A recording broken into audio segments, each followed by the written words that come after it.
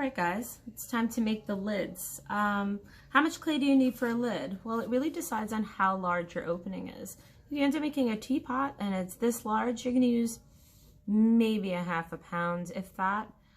Something a little wider, you can use a little bit more. Very rarely you're using more than a pound for a 3-pound pot.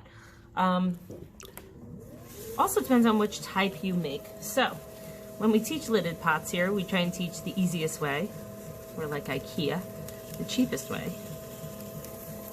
Okay, now what might be harder about this often is that some people are working with a much smaller piece of clay. Now you can remember that the space of where my lid is 14.5 centimeters. And this is pretty much the easiest lid. Basically, we're going to throw a disc. So what's hard about this is making something flat that also stays centered. So I use my entire hand to center the clay, this whole part, and I push down in the middle, and when I push down to the middle, the clay has nowhere else to go but out. And then as it starts to go out, I start to pull it out to kind of smooth it out a little bit. And I want my lid to be thick, because as I said, I think this is, excuse me, this is going to be a kimchi fermenting thing. A friend on Facebook yesterday made kimchi chili. If he's watching, he's going to be like, wow, I inspired something. So I'm going to go ahead and measure just this disc. And my goal is about 14 inches. I don't want it super thin. Very often people make a mistake of making it super thin. Now remember, you're going to wire this with a wire tool. That wire is going to take off at least 1/16 of the inch of an inch of clay.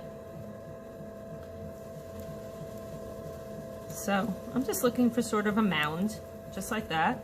I want the bottom of that mound to be the desired width, which is 14.5 inches, so I think I'm right there. Now I can just go ahead, wire this off and call it a lid. I can trim it later. I can find some sort of decorative sort of thing on top, but maybe I want the handle of the lid to be part of the pot. So I'm going to go in here and choose a spot here and start to, with super wet fingers, create myself a little bit of a handle. You're gonna see a lot of them. They could get boring, but they are easy. You can make that into a ball if you want. And remember, what's important is getting your fingers underneath. So sometimes people make this little ball and they don't allow for any space underneath. Make sure that I didn't play too much and that we're still at 14.5 inches. Bigger is better than smaller. You can always trim it. All right. And lid number 1. We'll talk about trimming it another day. Basically, this just goes and sits right into here. Ooh, can't see it. All right, I'll show you later. All right, so that's one lid, which is not very complicated. That's what I have everybody start with. I kind of visually like it. I find that when people try and do the second part, the second lid here, they tend to make everything look a little more acorny or bullety than what I find to be aesthetically pleasing.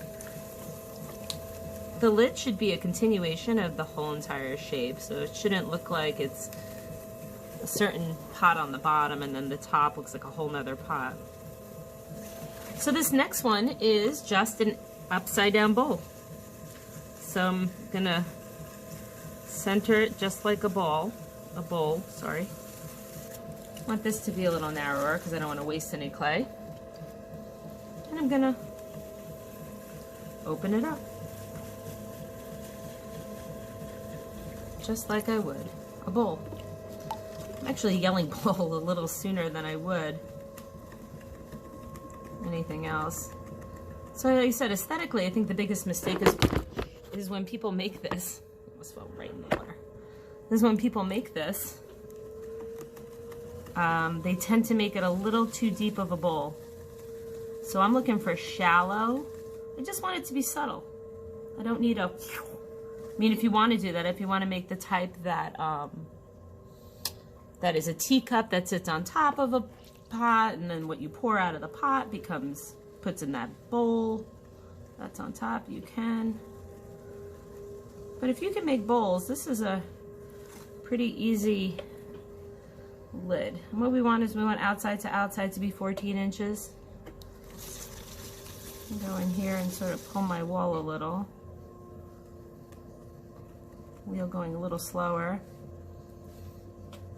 And then what do I do for the lid? Well, when we trim this tomorrow or the next day, we'll add something to it. This is where you can start to get a little creative if you want. I tend to put people on top or trees. I'm going to trim this just like I would a bowl. Get rid of all that extra caca down on the bottom.